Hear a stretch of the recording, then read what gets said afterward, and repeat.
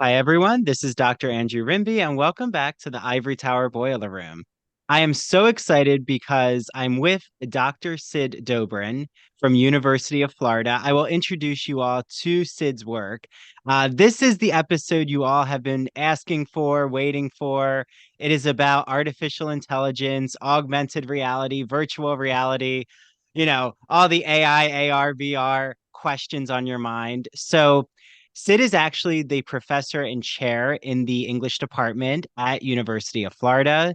He is positioned within writing studies. His research focuses on the digital humanities, environmental humanities. He looks at the relationship between writing and emerging technologies.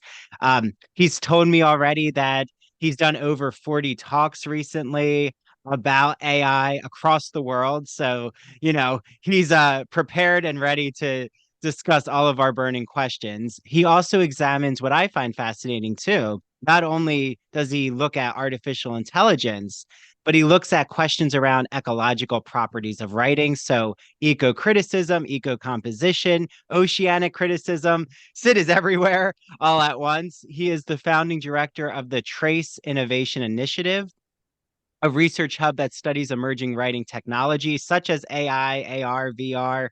He has been named a digital thought leader by Adobe. He is a member of the Florida Institute for National Security, which is part of University of Florida's AI initiative. And he has just published and released AI in Writing by Broadview Press, which is what got me, to see Sid's work and look at all that you're doing, Sid. But I know that you also have a book coming out called AI and Humanities. He also has a podcast called The Fishing Professor, available everywhere except Apple right now, but we'll change that soon. So, Sid, welcome to the Ivory Tower Boiler Room. Oh, thank you so much for having me. It's an honor to be here. So, I have to first ask you, just when it comes to AI, how did you even learn about artificial intelligence programming? Like, was this something recent just from the cultural thirst for AI and it being constantly in our news feed, or is this something you've always just been fascinated with? Well, tangentially, always been fascinated with. When I was a kid, my folks, who were both academics, were very alert to shifts in technology. And I think it was back in 1978, somewhere between Apple II and Apple III and the Apple IIe. We got our first Apple II. And my folks made my brothers and I, who are also academics, go on weekends to learn how to code and program. And back then, it was also a matter of taking the machine apart and knowing how to install new boards. So the tech has always been there for me. In fact, my first ever teaching gig, I taught two courses. I taught one course in technical writing and then went across the hall and taught coding. So I've always had the interest in the emerging technologies.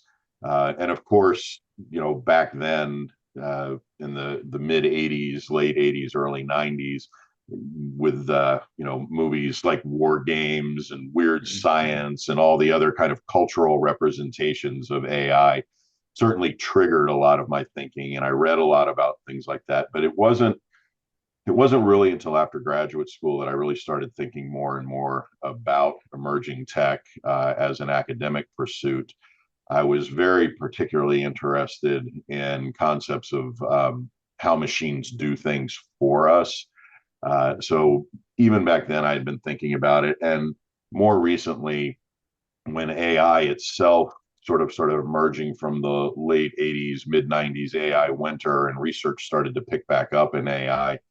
I made an attempt to take that Peter Norvig, Stuart Russell MOOC on AI, but realized I absolutely do not have the mathematics skills to be able to think through the coding and programming of AI. So my thinking sort of shifted to the bigger questions surrounding AI.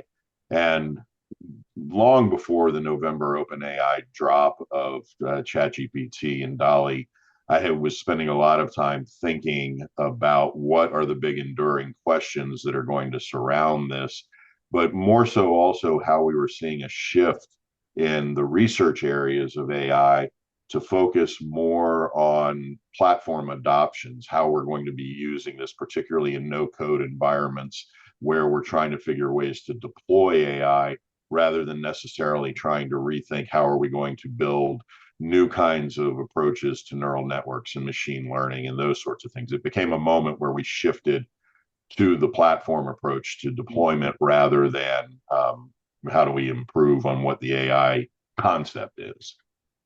Well, it's interesting you mentioned that you were teaching technical writing like during this exploration you went on, because when I was an undergrad, I mean, this is only um maybe 11 years ago, I had taken a technical writing course, and to see the shift of like what my syllabus or concept of technical writing then was more about professionalization, building your resume, learning spreadsheet technology, maybe dabbling a little in audio editing, but it was pretty basic in the sense of Skype, maybe. I think we had Skype technology, but we weren't really doing a lot with video softwares.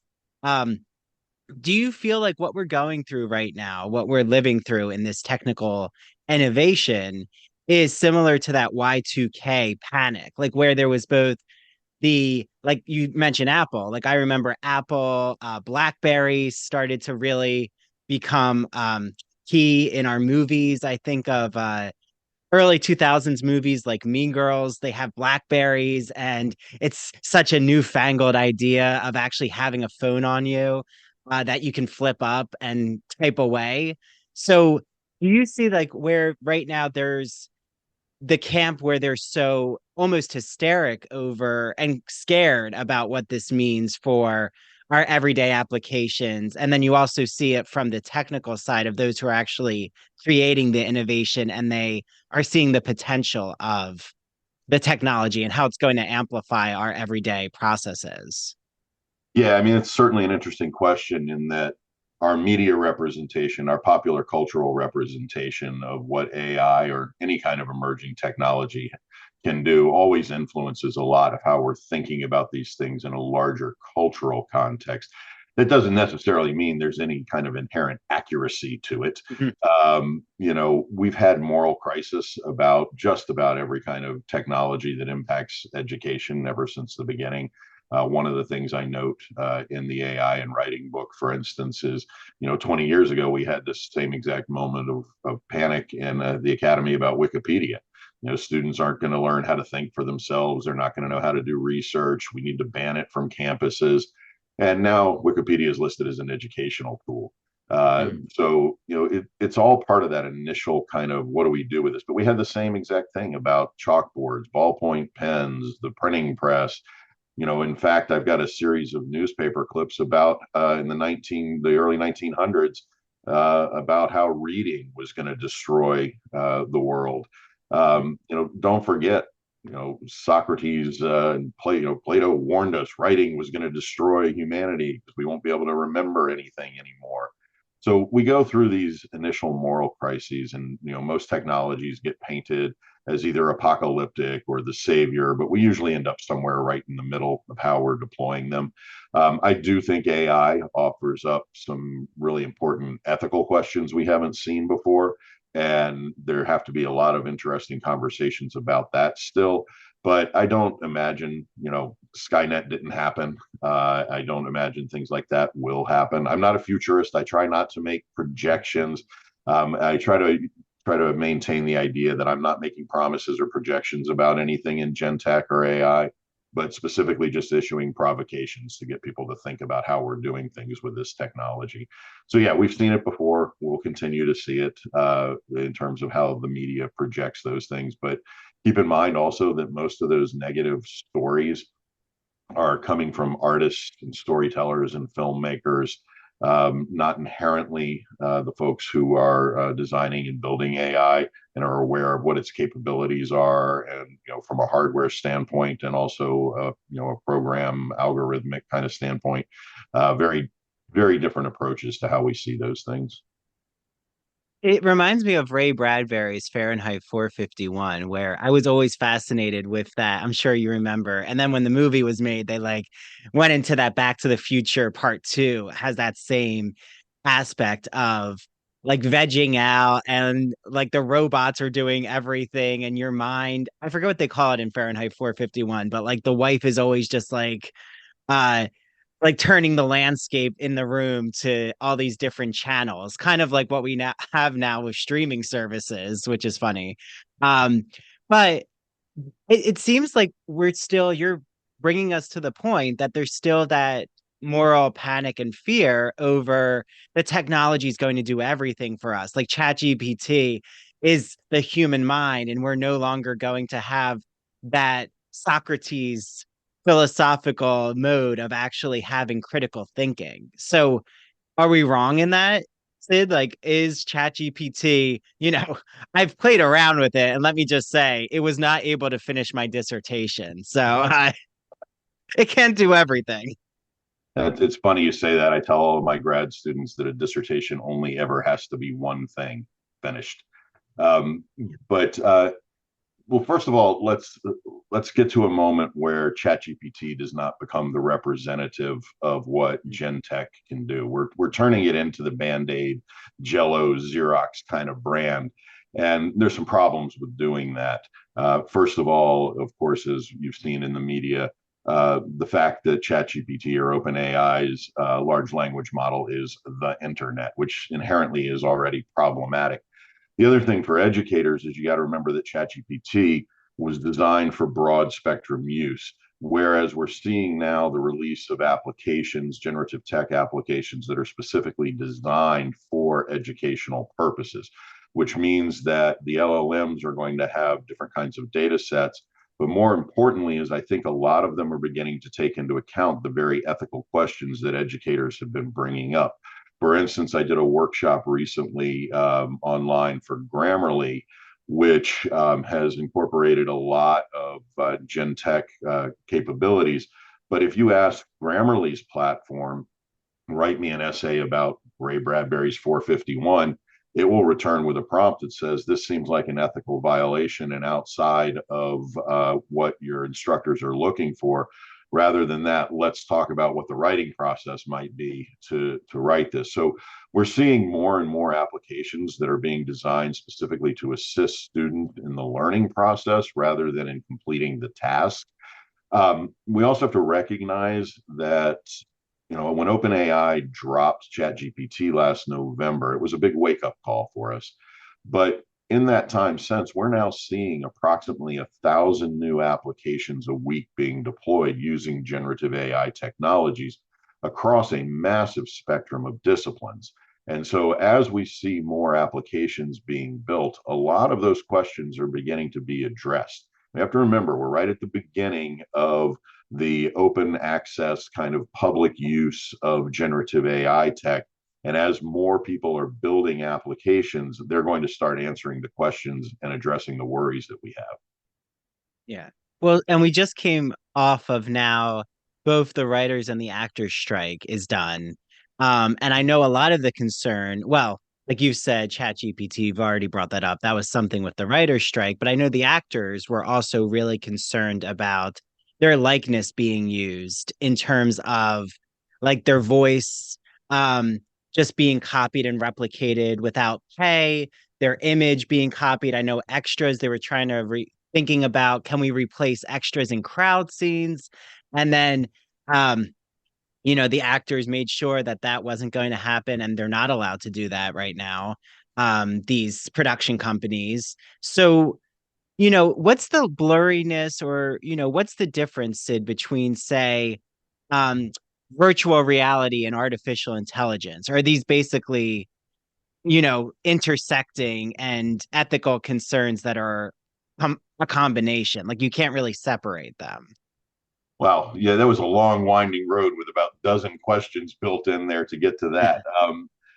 So we have to remember that there's some connections between VR and AI, but they are very different kinds of things.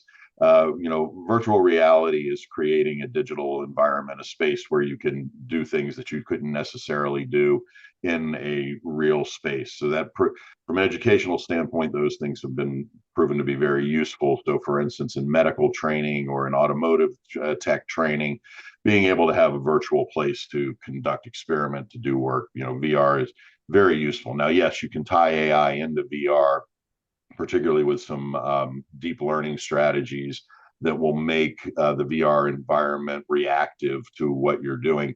But I think the bigger questions that you're getting at there, regarding the writer's strike and regarding, intellectual property and copyright, all those things that you wrapped up into that great question. Again, we're at the beginning of this. But the other thing we have to realize, and again, these are just provocations, these are things to think about. All of those reactions are coming from a question of how does this technology affect me right now? Mhm. So we've certainly seen technologies over the years that have resulted in resistance at the moment of release. Don't forget in the 1970s, all of the hype over what happens if we automate the automotive industry. And, everyone hollering that they're going to lose their jobs on the line because everything's going to be robots taking over. Well, that didn't exactly happen. And long term, now, what are we, 50 plus years since that conversation started? that that augmentation, that automation of the automotive industry, certainly it affected people's jobs then, but look at what it's done to improve the industry now. And so what happens when we start making the argument only about what's going on right now rather than thinking about what are the potentials and the possibilities for what's going to happen down the road? So even though I completely understand the writer's strike and the actors' resistance, we also need to think about long term what's going to happen with that. What's the bigger picture in terms of how these technologies are going to affect what we do? This is why a lot of the work that I do, particularly when I'm working with industry, and I think and talk a lot about how industry to curriculum is affecting what we do in higher education. We know that a lot of our curricula are designed based on industry requirements because a lot of our students are going through programs to earn credentials to be able to work in a particular field, whether that be automotive or HVAC or in engineering or nursing. It doesn't matter really the field. We design a lot of our curriculum around meeting those credentials. And so, one of the things we can think a lot about is the concept of future of work and how we're going to be thinking about designing curricula that will provide students with the necessary workplace skills and AI literacies that will allow them to transition into workplace, and how workplace is going to end up changing quite a bit as well. We tend to want to have these arguments about how Gen Tech or AI is changing things from a standpoint of I don't want things to change. I like how things are, or these are comfortable for me, or they undermine my basic foundational philosophies and epistemologies about teaching or writing or whatever it happens to be. The AI sort of revolution, though it's not really revolutionary, is going to change things, and change is difficult, and that's just going to happen. Well, I'm ready to pull the rug out from under you. No, I'm just kidding. Don't be scared. But I just remember I got my PhD in August, and one of like the last big English department roundtables, that was spurred by, the Modern Language Association's commitment to digital humanities, to, embracing artificial intelligence and using it for, it seems like you have a lot of thoughts on that, but teaching tools. And there was also that magazine article or the editorial article about like the English majors ending, and Stony Brook had this whole panel about the end of the English major, and almost like saying that AI was ending and collapsing the major. And I just thought that what I was missing out of that conversation is, and this isn't on any faculty member, but there was really no discussion about media. Like there was no discussion about podcast innovation or the innovation of training our majors for industry jobs, like outside of that pipeline of teaching. And I felt that, like, that's where to me, AI, like what's being misunderstood is how we're always using social media. So like maybe more cause for literacy with social media, or how do we approach that as English majors? I mean, where do you stand? That's a lot of points, but what do you think about this? All the cause that the major is ending, and it's because of artificial intelligence. Yeah, absolutely not. Majors change. Lots of majors, not just English, change because of technological shifts in the world. That's not going to happen. If we want to continue to cling to the notion of what an English major is, we're missing out on things. It's like saying I can no longer teach writing skills, critical thinking skills, problem solving skills because I can't teach the essay anymore. Teach the same skills in a different context. Teach it about prompt writing. Teach it about whatever new media form you'd like. I'm going to give you your soundbite right now. So, Jonathan, get ready. Whenever I get asked that kind of question, I fall back to a very simple kind of statement. English departments study what people read and write and how people read and write, and those things are drastically changing. That to me is sort of the summation of this. If we want to just maintain this foundation that somehow writing, which by the way is a 5,000-year-old technology that has a lot of bugs in it and doesn't work very well, if we're going to maintain that writing is somehow foundational to the human experience, but we're going to make sure we identify what that writing can only be, we're trapping ourselves in a state of nostalgia. And that just doesn't work for me. We can teach the same kinds of thinking skills by shifting the genres. We can teach the same kind of skills by replacing them in different contexts. I don't think it's going to be the death of the English major. It's going to change a lot of what an English major is. And there are a lot of institutions around the country who are picking up on this. You look at the work that Bill Hart Davidson is doing at Michigan State, or if you look very specifically at Jason Kreider at Texas A&M. There are a lot of departments. This is part of the reason you mentioned all the talks I've been giving. Most of the talks I've been giving have been to academic institutions about how do we not give up our foundations of what we do as educators, but shift them into this new context. A lot of people are on board because they're going to have to be on board. And if that means that, teaching Moby Dick as an inherent part of the American experience is going to vanish, I don't see why that changes the ability to teach what literature can do or what writing can do or media can do. You mentioned tech writing earlier.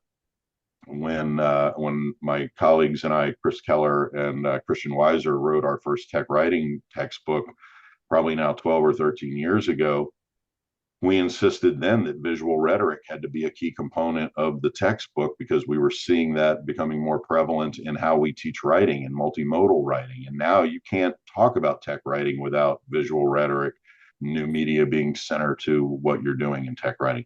These things change. People are going to resist. That's okay. It's not going to end the world. Yeah. Well, what I really love with this new technology is I can't remember the platform. I mean, I'm sure you know it, Sid, but I was using this mapping platform for teaching Whitman's poetry. And being on Long Island, I had my students like each choose a location, and then they were able to integrate like a recording of a poem that was inspired by that place. And they would like put the audio up there. And then, like, when you clicked the points on the map, you could hear the audio, you could see like the video of like clips from YouTube. And I thought it was just such an exciting way of mapping out an author's journey, or even like I've seen it done with Dracula or Mrs. Dalloway, like to really bring this the novel to life. So I feel that there are a lot of platforms right now that exist in that vein. Is that kind of even with AI and writing, like what are some tools or what are some ways of teaching that you're excited about with this new technology? Yeah, I love that question, not because of the opportunity to point out you can do this, this, or this, but that's the kind of question we have to be asking. One of the big problems I see with AI right now is everybody's trying to retrofit it to what we've always done. How do I use it to do the things I've always done in a classroom? And what it really gives us is the opportunity to think about what are some more intriguing ways of teaching whatever it is I'm teaching. So I was recently giving a talk at the Ringling College of Art and Design, and a faculty member there who was teaching an art history class really wanted her students to understand more about Michelangelo and motivation, and so used the platform and created a chat bot where the students could interact with Michelangelo. And so that became a big platform for what she was doing in her class. I've seen lots of educators, particularly those who are training to work in K through 12 space, looking specifically at how teaching some of the basic AI literacies can begin early. And a lot of that can be done through visual rhetoric, visual learning, through the development of chatbot. I'm also seeing quite a bit, particularly in writing studies, of folks using generative AI tech as a kind of comprehensive peer review, an opportunity for students to engage with their writing with the AI prior to coming back to the classroom with it. And as all writing teachers know, if you ask your students to engage in peer review, they're going to take their draft essay and hand it to their roommate who's going to go, oh, that's okay, or hand it to mom who's going to tell them that it's amazing. Gen Tech is a little more direct about things. And so I'm seeing a lot of people integrating it specifically into the peer review process. I'm seeing a lot of assignments being redesigned. In fact, University of Central Florida just released open source, free to everyone, a booklet of about 50 AI writing assignments or AI, kind of generative AI assignments. So more and more people are looking at assignment revision. But I think the big part of the question that you're asking, though, gives us the opportunity to shift the question to the concept of assessment. What is it that we're trying to get students to show us in their learning? And AI provides the opportunity to really rethink, is this just a matter of mastery? Is this a matter of transition, a matter of learning process, a matter of learning to learn? And so there's a lot of things when we start thinking about specific assignment design that gives us the opportunity to restart thinking assessment design as well. Mm. Well, and do you feel that universities, I mean, I know you can only speak for University of Florida, and I don't want you to like get into any trouble. Like Sid's opinions are his own. We have to like be very careful now with how we say these types of statements. But do you think that like professors or faculty and even students that their concerns are justified in a way because there isn't really training readily available for them yet? Like, how do you approach the issue of, like, this is great, right? You threw out wonderful ideas, and I just thought about it. It's called Story Maps, ArcGIS. That was what I used. And it's a great platform. It was very easy to use. But right. If you're very familiar with technology, like we could throw out a lot of tools. I could throw out VoiceThread, which is kind of like a podcast for students in a way that's more contained.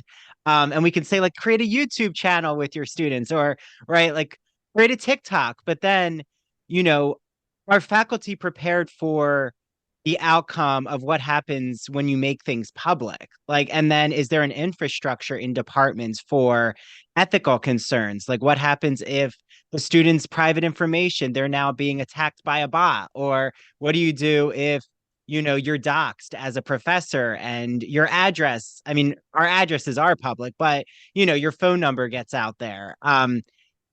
Where can faculty turn to for these ethical concerns? Sure. So asking me that question is not necessarily fair coming out of the University of Florida, which is now known as the AI University.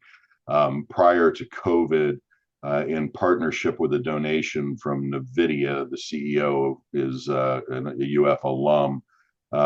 We created the AI initiative, or our administrators do. I take no credit for that. Um, uh, so we currently have hired over the last several years over 120 faculty who work specifically in AI areas. Our AI Squared initiative helps develop not just our own professionalization programs here on campus, but we also have an office that will do consulting with other institutions. They will both visit the other institutions and do 2-day, 3-day workshops in faculty preparation and policy design. We also have faculty members now from other institutions visiting UF on a regular basis. Those questions at UF we've been talking about these things for a while. We just last month had our annual UF AI days that now include Gen AI competition, hackathons, faculty presentations. And so AI is sort of prevalent in our conversation. Now, directly to the question that you're asking, this is also why, not just through UF, but on my own, also why I've been visiting so many campuses where we've talked about how do you develop faculty professionalization development programs, how do we integrate AI across the curriculum. Um, and I want to point out that the first thing we have to recognize is that none of us are advocating that everything has to become AI all at once. Mm, My big push really is a demystification of what AI is, and then a concept of deployment. I think once, when I visit a campus, we see that sort of traditional bell curve where on one end you've got the evangelists who want AI for everything, and at the other end you've got those who are very, I won't say resistant, but very worried. But then there's that bell curve. In the middle is where most people are wanting to know, how can I use this? What can I do with it? mm, I think it's my job to shift that away from the resistance a little bit. But I think that's the real key, is to initiate those conversations on campuses. A lot of campuses over the last year have developed task forces that are addressing the kinds of ethical concerns that you're talking about, everything from academic integrity to the issues of privacy. When a class, when an instructor asks the class to use ChatGPT, you have to recognize first the privacy issues that are going on there and making sure that those are transparent and flagrant to the students and to the instructors. All those kinds of things are being taken up now in conversation around the country. As a writing instructor, my objective is not for every writing class to become AI.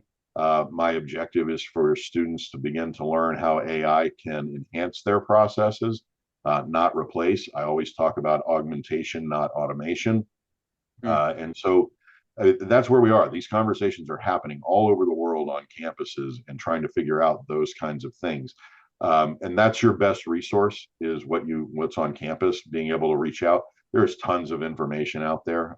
My free resource that I made available through Broadview, called Talking About AI, is a starting point that's being used all over the world for administrators to start thinking about how to form these task force, what they need to be addressing.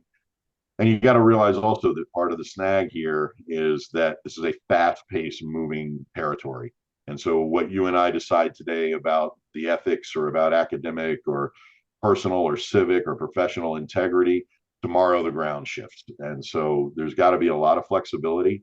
I talk a lot about teaching students learning to learn strategies. So rather than teaching, very concrete kind of, this is the way things happen, to teach, how do I figure out what's going to happen. So I will go on about this all day, but so I'll pause and let you get back to that. So Well, I also just wonder if like another concern that I've just seen is like now being an entrepreneur, like having my PhD, but like really having entered this media space. I now am consulting academics, and I feel like something that I hope universities, again, I'm not, you know, a soothsayer and trying to pretend I'm a fortune teller here, but it does seem like what's happening at University of Florida is a great emblem and role model for engaging the public and engaging the public humanities in a way where if an instructor wants to start to implement creating a podcast, the onerous shouldn't be on an instructor who's never even listened to a podcast. It should be to know someone who is a podcast host and is someone who can actually help teach the class. Like, do you feel that this is a great opportunity for guest teachers or, bringing in someone like yourself, Sid? I mean, you can only go around so much in the world or the country, but having ambassadors in a way, going to different campuses and giving workshops to classes. yeah, I mean, we do that at UF. Nico Rose over in our, who's a vice provost here, arranges a lot of those kinds of things, not classroom to classroom, but institution to institution. And yeah, I mean, I think we're at a point where sharing expertise is crucial. We talk about what it takes for AI to happen, and really what AI requires basically are three things. One is high computing, high processing opportunities, having the machines that will do things, having a lot of data, and then having an expert that knows how to make those things work. And so, yeah, sharing expertise is crucial. And there are a lot of people around the country who are doing these things. I'm thinking writing studies again, look at Annette V's new book publication on AI and writing, which is absolutely fantastic. Again, what Bill Hart Davidson is doing. And I'm also starting to see a lot of those kinds, and I know it becomes problematic proprietarily and licensing, but like I said, there are a lot of new platforms that are coming out that are designed specifically to help students, to help instructors apply AI in various academic contexts. I probably get asked once a week from some new company to beta test something for them, just so that they can think about the academic applications. Yeah. Well, hopefully they're paying you for that, Sid. But that's another question. That's for another topic about academic pay, which I've now seen on the other side when you're not a professor and things that I unfortunately have to turn down. But you know, uh, not going into that gripe. So I'm just curious though, what happens when, say, like what's exciting is in AI and writing, you're offering so many ways of embracing the technology. What's your advice for, say, a faculty member who steps in it unintentionally because, say, they were so excited to start a TikTok and then a fallout happens because a student, I don't know, posts something very controversial and the faculty member didn't really know what was that it could go into that sort of direction with the algorithm. And now the faculty member's name is being spread around the public sphere in newspapers. And the administrators feel that they have to call out the faculty member for doing this assignment. Yeah, I have no idea how to answer that because every single campus is going to have a different set of approaches and policies. I do think that in asking that question, because you situate it with sort of a teacher who is trying this out but falls into this accidental situation, the two real key points I want to make about that, first of all, is there are a lot of people who don't want to use these technologies and don't want their students to use these technologies. And the rest of us need to be very respectful of that.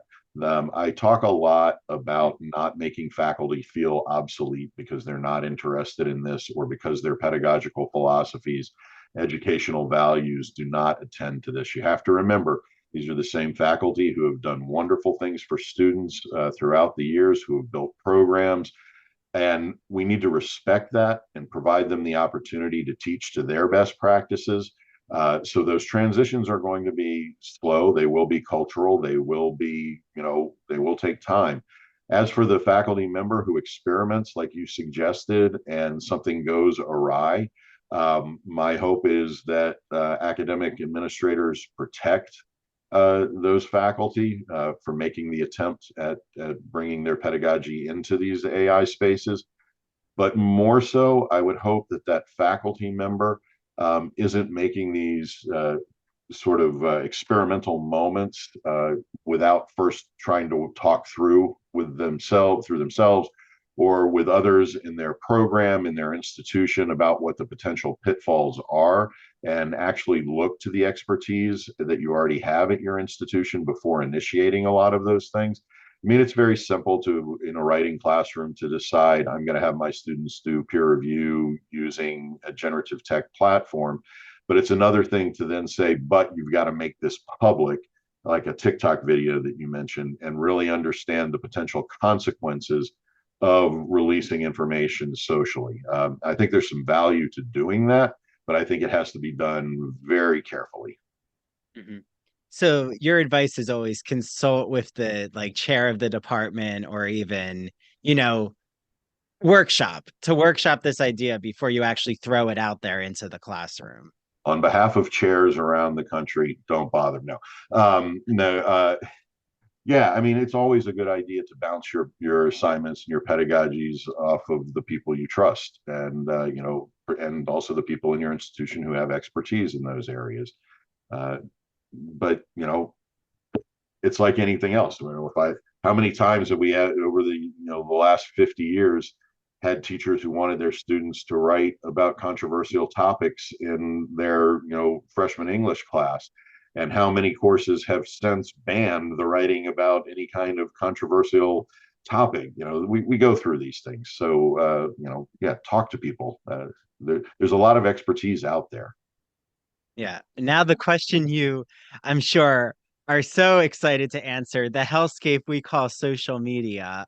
No, I love social media. Again, I think that there's wonderful ways to network and connect, but I'm always urging for social media literacy courses, and I still don't see it on Go campuses. to our communications college.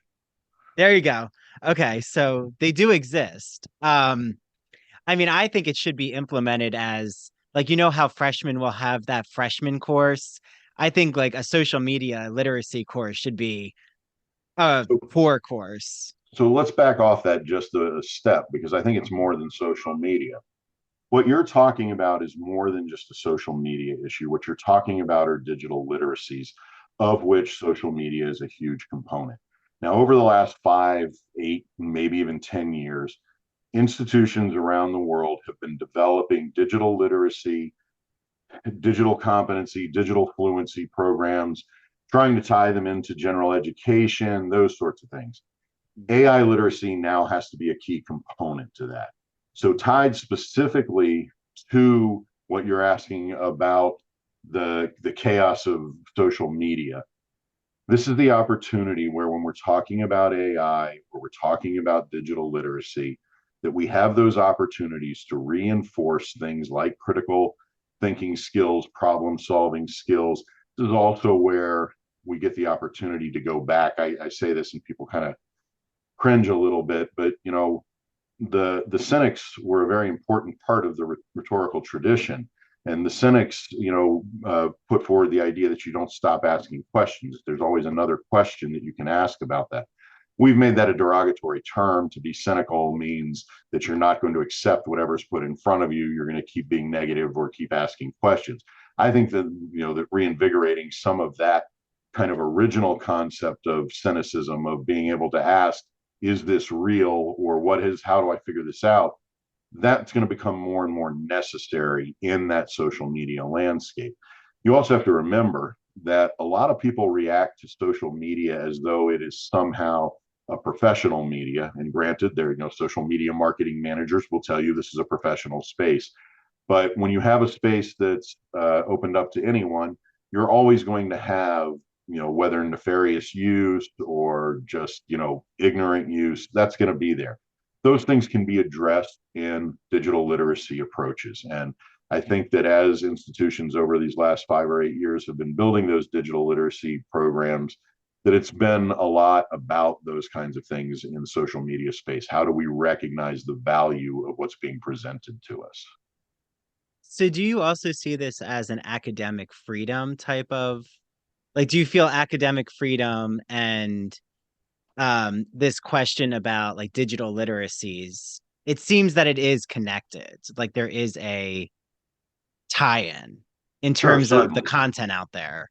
Yeah, absolutely. But academic freedom, as a lot of people misunderstand it, is not carte blanche to do or say anything that you want to do or say. There are still both ethical and professional guardrails there. I can't walk into my classroom and start, screaming about, pick a subject.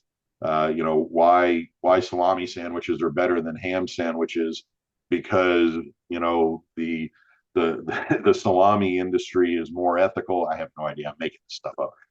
Yeah. But I can't go in and just espouse whatever I want to espouse as an academic and claim academic freedom.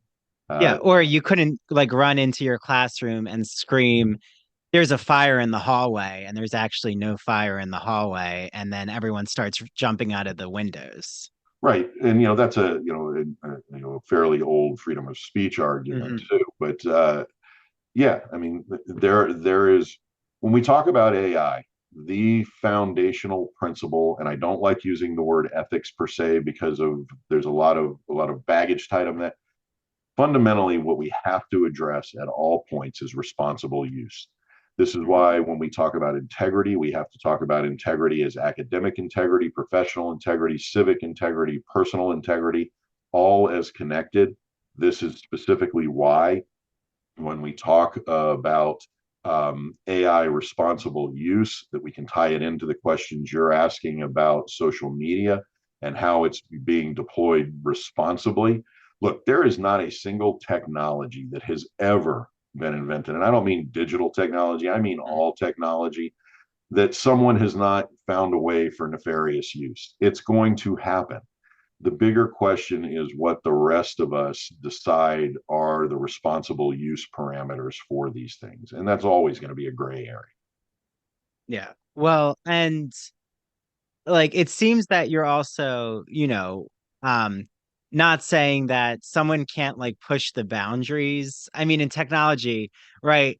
There's always going to be almost like a comedian. A comedian's job in a way is to test freedom of speech. Again, not like going into, I mean, the line of freedom of speech and hate speech is not a clear line, but like there are those who will test technology um and like, maybe they'll even assign, I'll take something benign here, but they'll assign their students ChatGPT and like have each student come up with a prompt and actually see what happens if ChatGPT uh, writes an essay for their students just as an actual experiment, right? Like that could be a great learning lesson, and it can show you the downfall of ChatGPT, like what it doesn't allow for your authentic voice, right? Or even, seeing what happens if you have AI um replicate your voice for a certain project, and like what's the ethical issue here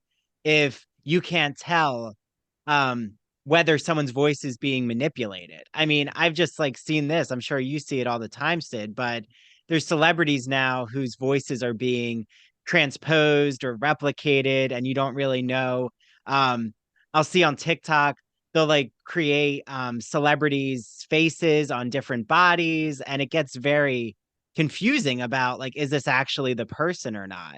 um yeah, like how, you know So, they're testing the boundary here.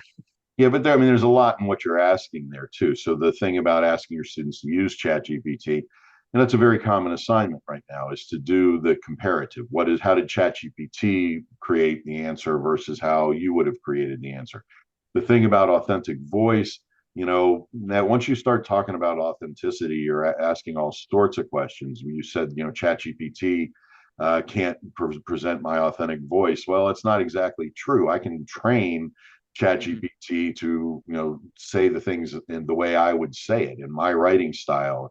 The thing about actual voice, I'm sitting here with Descript open on my desktop right now. I'm training it to mimic my voice because how much easier is your podcast going to be? Or your podcast is interview based, but what about the podcast where I'm reading a script? Now I don't have to do the reading part. The script will do that for me, or all these other everything you're asking we cannot have blanket response to. These are all very contextual moments. So if an actor is concerned about their image being reproduced without authority to do so, that's a very different kind of licensing public intellectual property rights than asking the question about, what if ChatGPT writes a student's paper for them? Does it violate, the academic integrity policy of that institution? All of these issues are very, very contextual. Even the actor, has whose face is being represented. That's a different question from the actor who has, legally sold the rights to that image. It also has to do with how that image is being used, right? My guess is the actor gets upset if their face is being used to represent a political party that they don't agree with. But if it is someone they agree with, what's the chance they're going to not see it that way? There all of these little nuanced questions have to be addressed, and that's why having these big conceptual conversations becomes so important because that leads to how we're going to think about deployment and use.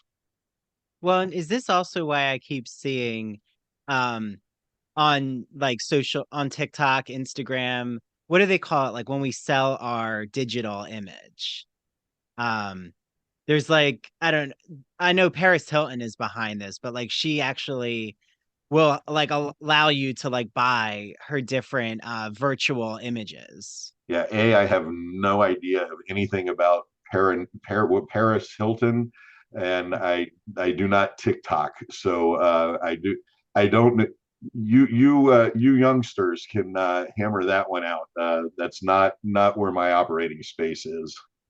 Yeah. But I have a feeling that she's trying to get you know, uh, uh she's trying to get early in on the race of what I assume will happen is eventually like we're people who are in the public sphere will want their image out there for fair use. So people are going to have to buy, like say if they want to like use a celebrity's image to be in a dance with them, then that's going to be something that they buy into. I mean, who knows where that's going to head, but Sure, and what you're getting at is what we're seeing happening with copyright laws right now regarding AI, and how in flux those laws are, and how rapidly things are changing. So, for instance, on the one hand, where you're talking about a celebrity wanting to protect their image, currently copyright law indicates that AI generated image cannot be copyrighted.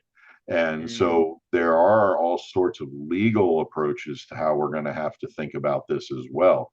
And a lot of that conversation is going on at the federal level, at the global level. We just recently saw YouTube's announcement about all AI generated content. It necessarily has to be identified as so. And we certainly across Europe have seen more and more legislation either blocking AI generated content or being able to identify generated AI content.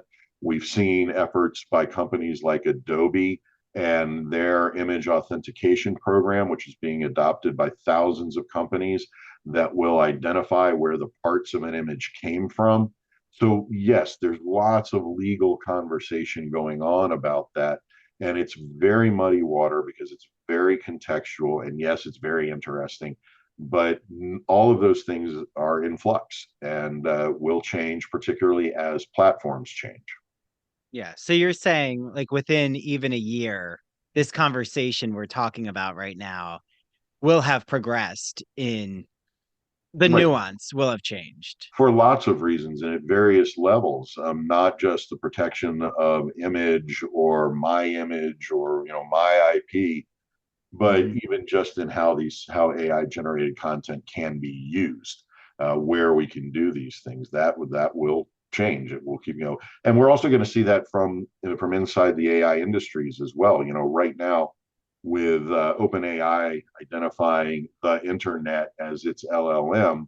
Right now, about 12% of the top 1,000 accessed web pages have blockers up that don't let the AI bot take data from their web pages. So already that LLM is being restricted in terms of its claim of having access to everything. If you look at image generation in particular, the company Glaze has developed a platform that will block an artist's work from being rated by an AI bot to contribute to the building of other images in Gen Tech. And so what we're seeing are now this sort of industry war of AI. Who can block the bot? Can the bot get in? What's the next block? Those kinds of things as well. And that is creating restrictions, rightfully so, on access to data for those LLMs. Now, what becomes interesting from an educator standpoint, as we see these multiple new platforms being developed specifically for education and research, is that a lot of these platforms work with proprietary LLMs and work on subscription based. So that's eliminating things like incorrect information being part of the LLM, or an academic setting, non peer reviewed information being included in the LLM. So you're getting less of the incongruities and hallucinations. I just talked to a company not 2 weeks ago that's building out an academic LLM based specifically on just the abstracts that Excelsior publishes, to give access to their articles. It doesn't give you the full research, but it will direct you to where to get that research. So with a proprietary data set like that, if your student wants to do research about, fill in the blank subject X and has the means to buy the subscription to this platform, they're going to have a much more accurate representation of information than the student using ChatGPT. So that, becomes indicative of, yeah, those are the conversations about copyright protection, intellectual proprietary data. All of that is going to come to play. And yes, over the next year or 2 years, this is going to be a big, big issue. This also ties into how those data access points affects professional efficiency. The World Economic Forum has projected that professional efficiency and productivity is going to increase by 40% by 2025. And we're already seeing metrics that confirm a lot of this movement in terms of productivity. Now, there are a lot of interesting questions there too. Do I get 40% of my time back, or does my institution want 40% more work from me for the same price? But yeah, your question, I don't want to talk about it in terms of social media necessarily, because that's not my area of expertise. But yeah, the questions you're asking about who has right to make these images, to distribute these images, and ownership of these images is very much a contested space right now. Yeah. Oh, and it's called NFTs, just for everyone Yeah. out Okay. Yeah. there. Okay. They're NFT. the tokens. Yeah. Um, And that's a market that's failing rapidly, also. yeah. Well, it's kind of like how much are we talking about cryptocurrency right now? But believe that I am definitely not well versed in cryptocurrency.